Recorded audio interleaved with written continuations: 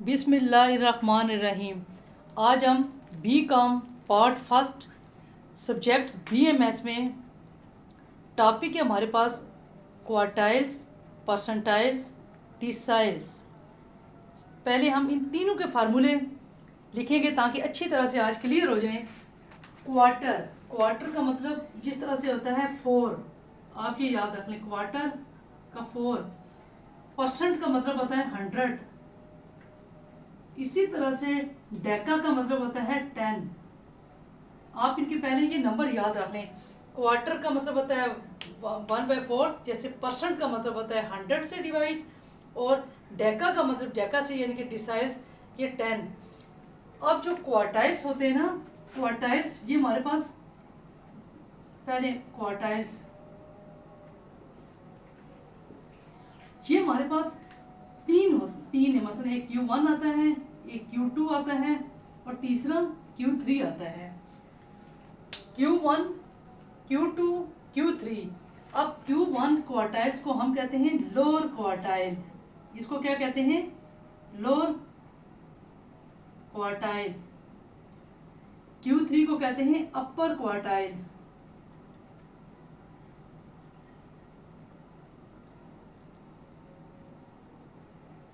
और Q2 को कहते हैं मीडियन। बाज़ औक़ात पेपर में आता है calculate lower quartile and upper quartile, तो बच्चों को पता ही नहीं होता, उस तरह से क्वार्टाइल्स आ रही होती है लेकिन उनको वो हल नहीं कर सकते कि किस तरह से क्या इसमें पूछा हुआ है। इसलिए आप देखिए Q1 लोअर क्वार्टाइल, Q3 अपर क्वार्टाइल, Q2 मीडियन। अब इसका जो फार्मूले है Q1 इज इक्वल टू, देखिए जैसा कि मैंने बताया क्वार्टर का मतलब 4 होता है, आपके पास फार्मूला सारा मीडियन का आ जाता है, सिर्फ यहाँ पर फर्क आ जाता है n/4 माइनस CF। अब Q2 आपके पास है L प्लस H/F। अब ये देखें, ये 1 थी ना, इसको 1n/ इस तरह से इधर आ जाएगा 2n/4 माइनस CF। बेसिकली ये 2 के साथ कैंसिल होकर n/2 बन जाता है जैसा कि मीडियन है। फिर इसको हम यहाँ से ये सिंप्लीफाई करने के बाद n/2 आ जाएगा, तो ये मीडियन है। Q2 क्वार्टाइल को हम मीडियन कहते हैं। इसी तरह से जो Q3 होती है L प्लस H/F, तो यहाँ पर थर्ड है तो 3n/4 माइनस CF। यानी कि जितनी भी क्वार्टाइल्स हैं, क्वार्टर आपने 4 से डिवाइड कर लेना है। इस बात की समझ आ गई? तो ये क्वार्टाइल्स जो ना हम 3 निकालते हैं। इसी तरह से दूसरा टॉपिक है हमारे पास परसेंटाइल्स।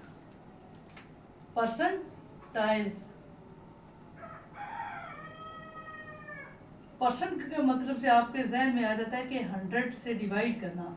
यहाँ पर भी कुछ इसी तरह से ले लें, यानी कि ये P1, P2 ये अप टू मसलन P99 तक, यानी कि कोई भी आपसे पूछ सकता है इसके, ठीक है, इसकी इसी तरह से पूछेगा P1, P2, P3, P4, कोई भी, P11, P15, P16, P99, यानी कि इसकी उस तरह से कोई लहदा नाम नहीं। जिस तरह क्वार्टाइल की Q1 लोअर क्वार्टाइल थी, Q3 अपर क्वार्टाइल थी, Q2 मीडियन थी, इसमें बस इसी तरह से पूछेगा कैलकुलेट P5 या पूछेगा कैलकुलेट P6, कोई भी पूछ सकता है 99 तक। अब इसके लिए हम लिखेंगे P1 अगर करना हो ना, P1 का फार्मूला होता है L plus H/F n bye यहाँ पर 100 माइनस CF। इसी तरह से जब आपके पास P2 होगा तो उसका फार्मूला होगा L प्लस वही मीडियन की तरह का H/F 2n/100 माइनस CF। अब P3 भी लिख लेती हूँ मैं, L plus H/F 3n/100 minus CF। आप देखें P4 का कैसे बनेगा, L plus H/F 4n/100 minus CF। P5 का बनेगा L प्लस H/F 5 का बनेगा 5n/100 माइनस CF। यानी कि जितनी यहाँ पर होगी ना, अगर मतलब यहाँ पर फर्ज किया 11 करना है तो यहाँ पर आ जाएगा 11n/100। अगर यहाँ पर P65 हो जाएगा तो यहाँ पर सेम रह के यहाँ पर आ जाएगा 65n/100 and so on. P99 तक इसी तरह से बन जाएंगे L plus H/F 99n/100 minus CF। B Com के सिलेबस के पॉइंट ऑफ व्यू से ये बहुत इंपॉर्टेंट है, क्वार्टाइल, परसेंटाइल, डिसाइल्स। तो अब ये आप लोगों को समझ आ गई इसकी कि परसेंटाइल हम किस तरह से निकालते हैं। अब इसके बाद लास्ट वन पे जो आ जाता है वो आ जाता है डिसाइल्स। डिसाइल्स जैसा कि नाम से ज़ाहिर है, मतलब डेका 10 डिसाइल्स, ये हमारे पास इस तरह से कितनी होती हैं, D1 D2 ये अप टू D9 तक हम फाइंड आउट कर सकते हैं। इसमें से इसके भी कोई स्पेशल नाम नहीं है क्वार्टाइल्स की तरह, बस D1 D2 D3 D1 होगा। D1 निकालने के लिए हम करेंगे L plus H/F N/10 minus CF। अब D2 के लिए आ जाएगा L plus H/F 2N/10 minus CF। अब D3 आप मुझे बोले, D3 is equal to L plus H/F क्या हो जाएगा यहाँ पर 3N/10 माइनस CF। अब इसी तरह से D9 L plus H/F 9N/10 minus CF। अब आपको याद हो गए होंगे ये क्वार्टाइल्स, परसेंटाइल, डिसाइल्स। अब हम इनके क्वेश्चन सॉल्व करेंगे। एक क्वेश्चन सॉल्व करने आपके सब क्वेश्चन इजीली जो ना हो जाएंगे।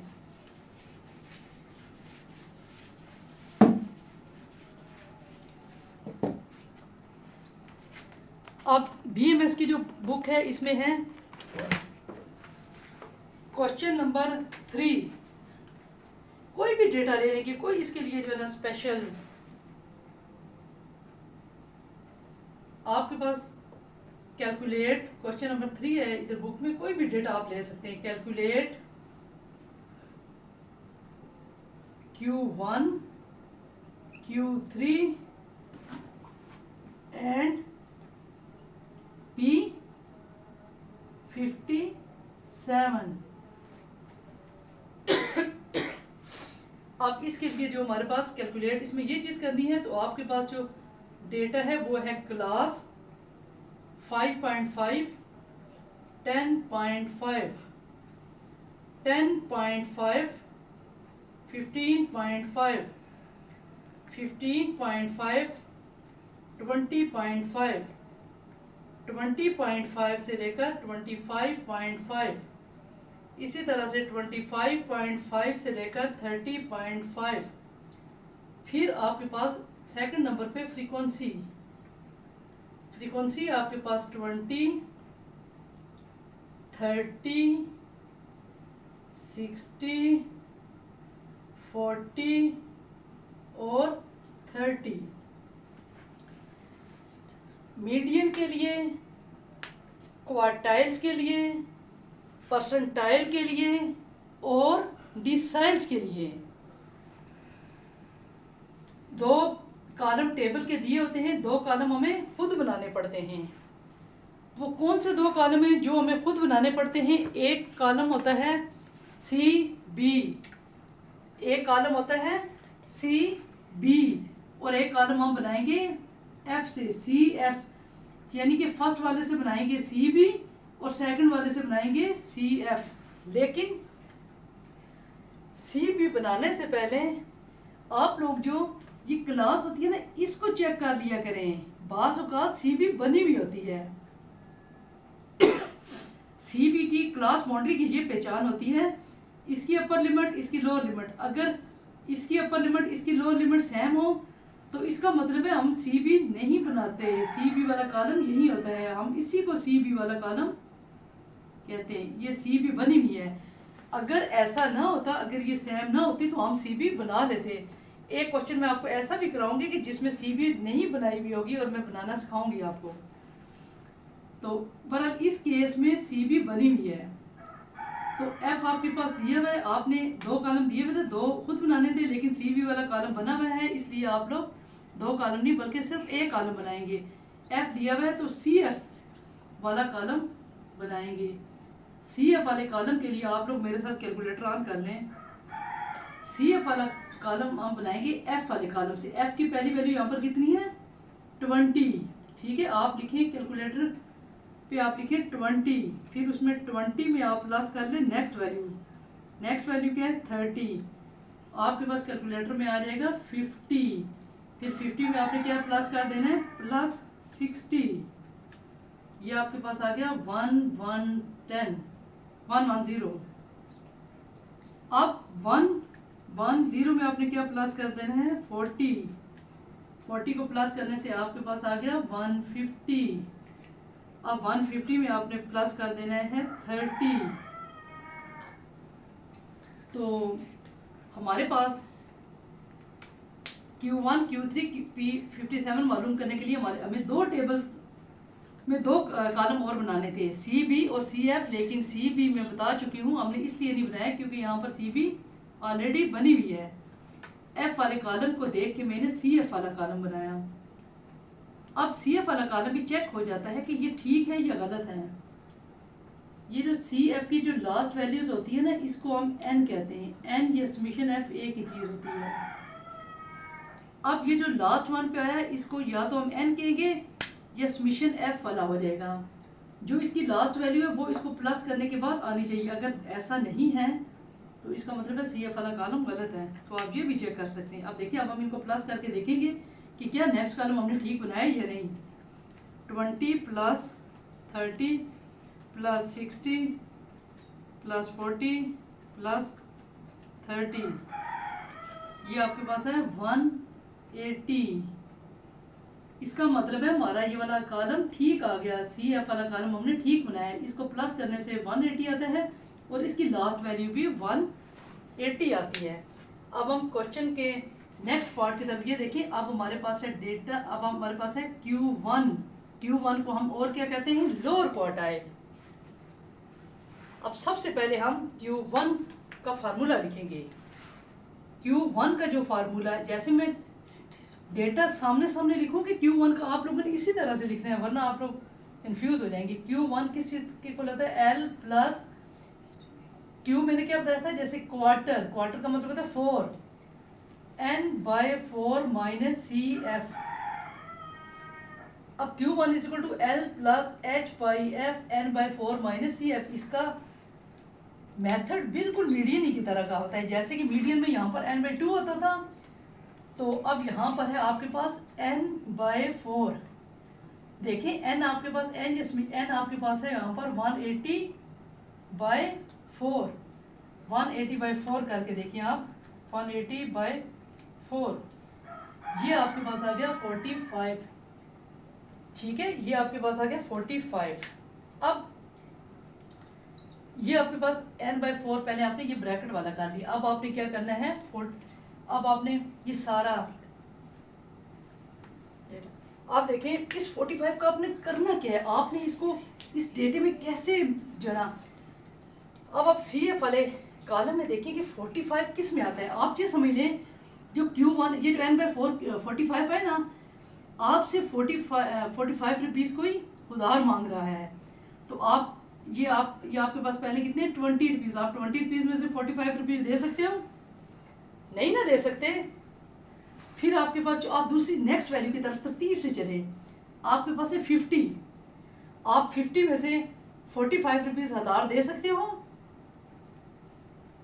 ना। इसका मतलब है हम इसके सामने लिखेंगे ये Q1, क्या लिखेंगे Q1। अब हमारे पास जो Q1 का सारा डेटा है वो हमारे पास इधर से आएगा। ठीक है, इस लाइन से हमारे पास सारा डेटा आ जाएगा, इस लाइन से, Q1 वाली लाइन से, Q1 वाली लाइन से। फिर आप देखो, पहले हम ब्रैकेट घुसाल कर हमने N/4 को कर लिया। अब हम इसके बाद CF हमारे पास, यानी कि अब जो जहाँ से हमने Q1 आया ना, उससे पीछे वाली वैल्यू 20, उससे पीछे वाली वैल्यू CF की लेते हैं, वो होती है 20, वो है 20।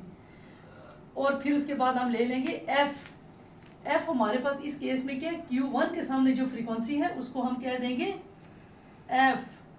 अब हमारे पास रह गया L और H।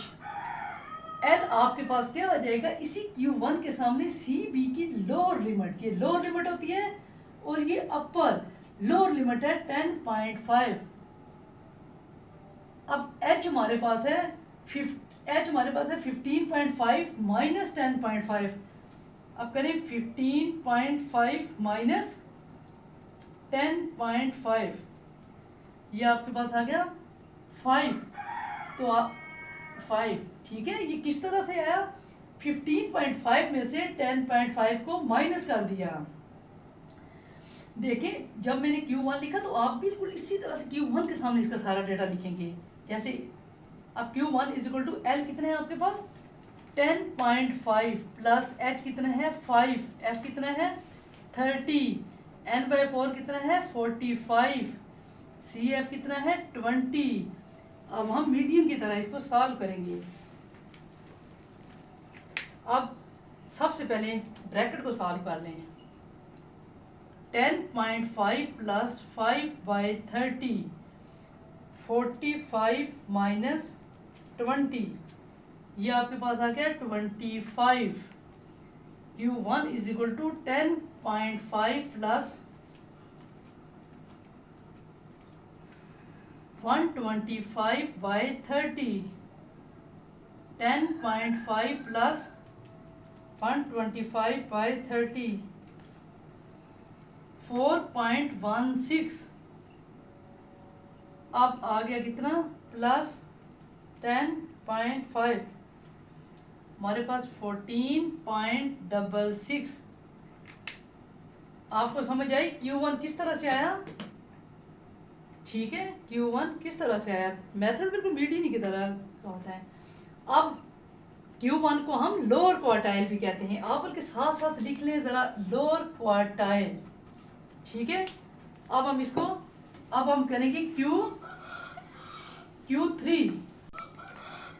अब Q3 क्या होता है, L plus H/F 3n/4 minus CF, ठीक है।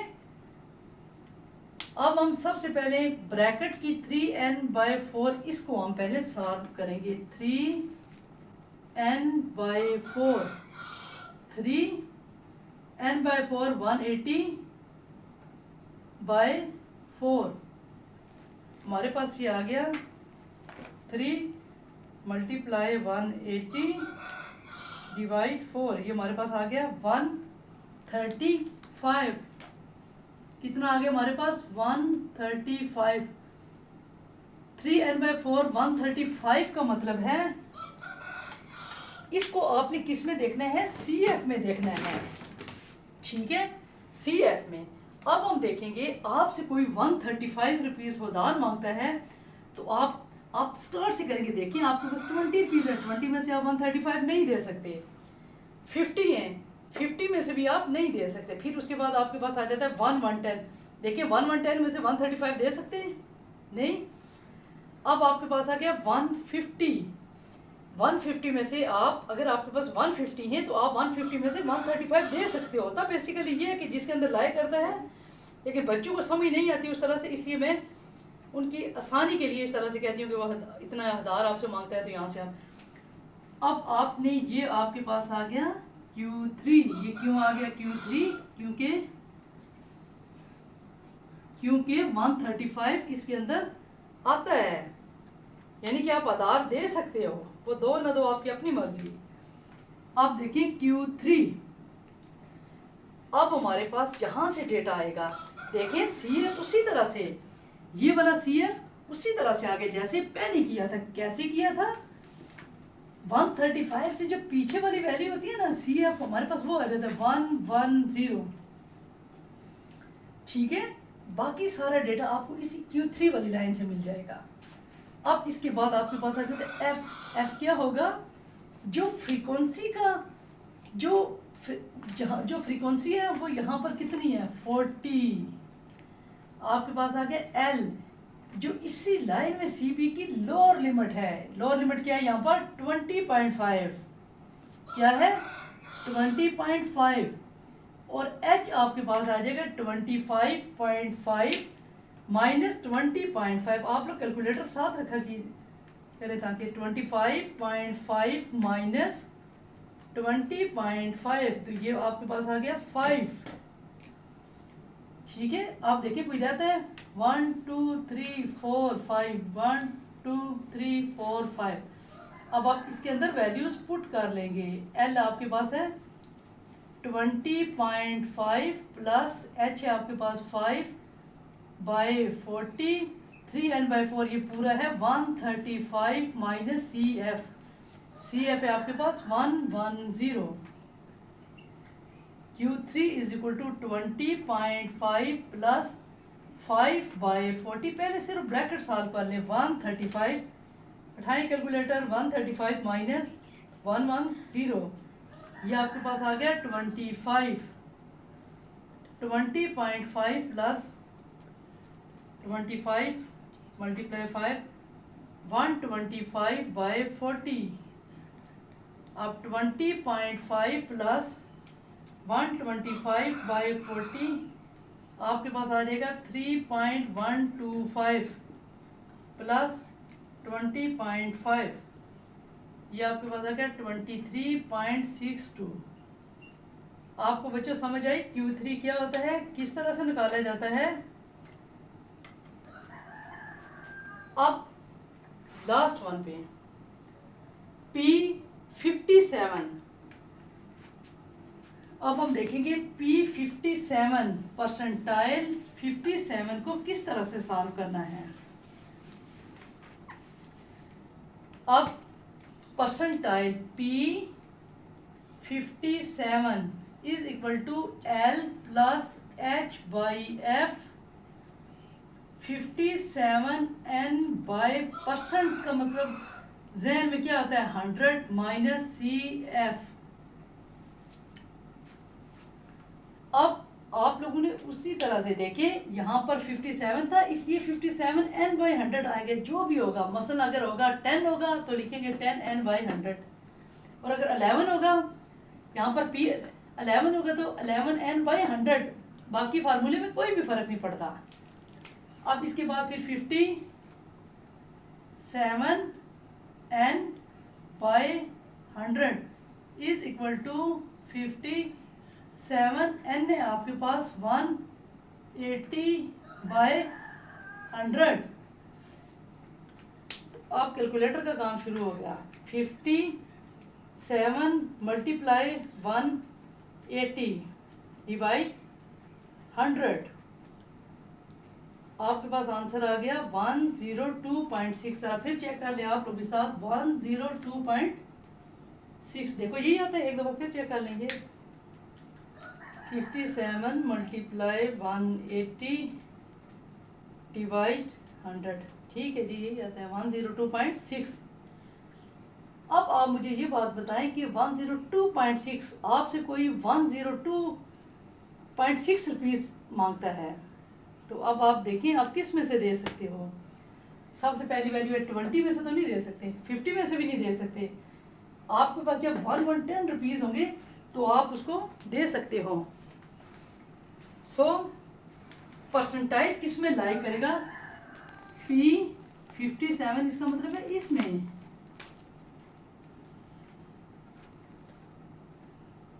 सारा डेटा आपको यहीं से मिलेगा। P57, आप P57 इसमें आपके पास आ गया CF आपके पास क्या हो जाएगा, इससे 110 से जो प्रीसीडिंग वैल्यू यहाँ पर कौन सी है 50, तो ये आपके पास CF जो होता है हम वहाँ से पीछे लिख लेते हैं। फिर उसके बाद आ गया F कौन सा वाला लिखते हैं, P के सामने जो भी F होगा, P के सामने क्या है F60। अब L क्या होता है, CB की लोअर लिमिट। देखो इसी लाइन में CB की लोअर लिमिट 15.5। अच्छा, अब आपके पास बच गया कितना के L और H के लिए upper limit minus lower limit 20.5 minus 15.5। देख लो 25.5 माइनस, सॉरी ये 20.5 माइनस 15.5 माइनस करके देख लो आ गया 5। ये वाला लेक्चर फर्स्ट ईयर वाले भी ले सकते हैं, एमएससी इकोनॉमिक्स वाले भी समझ सकते हैं, क्योंकि बेसिक कंसेप्ट सारा यही है। बी कॉम वाले का तो है ही बी कॉम वालों के लिए। अच्छा, अब हम इसमें वैल्यू पुट कर देंगे। P 57 is equal to L 15.5 plus H 5/60 57, ये आ गया 102.6 माइनस CF 50। मैथमेटिक्स का क्या रूल होता है, पहले किसको सॉल्व करते हैं, ब्रैकेट को। 102.6 माइनस 50 52.6, उसके बाद क्या करते हैं, इसको 52.6 को मल्टीप्लाई कर देना है 5 के साथ, मल्टीप्लाई करके आ गया 263/60 2 मल्टीप्लाई 5, अच्छा 263 आ गया। 263 को भी डिवाइड कर देना है 60 के साथ, 15.5 प्लस 4.38 P 57। अब इसमें 15.5, अब हमारे पास P 57 आ गया 19.988। अब अच्छा, आप लोगों से रिक्वेस्ट है कि अगर आपको मेरी ये वीडियो पसंद आए तो लाइक और सब्सक्राइब ज़रूर कीजिएगा, ताकि मेरी आने वाली तमाम वीडियोस आई काम फर्स्ट ईयर से लेकर MBA तक हैं, स्टैटिस्टिक्स BMS वगैरह के से मुतल्लक, तो आपको मेरी तमाम वीडियोस ताकि आ सके, तो चैनल को ज़रूर सब्सक्राइब कीजिएगा। Thank you.